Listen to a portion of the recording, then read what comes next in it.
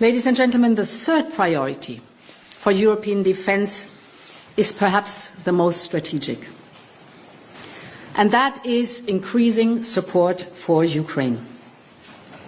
This is what we call the steel porcupine strategy, because we need to make Ukraine strong enough to be absolutely indigestible for any potential invader. So we need to invest in Ukraine's strength, in deterrence through denial. We have done a lot already.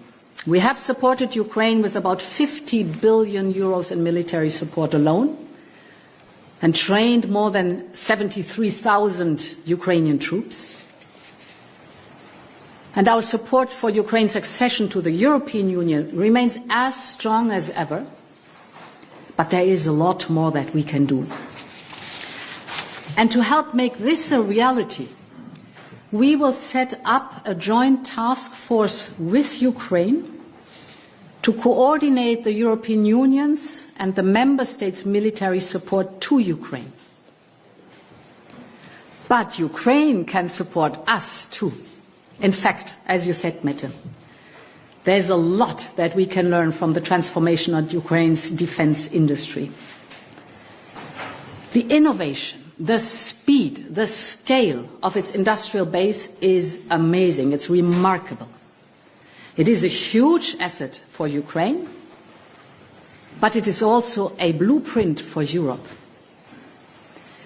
So we need to speed up Ukraine's integration in the European defense equipment market, and our industry is learning from Ukraine's defense industry. Strengthening Europe's defense industrial base. We have many competitive and world-leading defense companies. And we have many SMEs that are developing new technologies at cutting edge of innovation. But our industrial base still has structural weaknesses. It is not able to produce defense systems and equipment in the quantities and the speed that member states need. It remains too fragmented, with dominant national players catering to domestic markets. So we really need to turn the tide. And it starts with investment in Europe.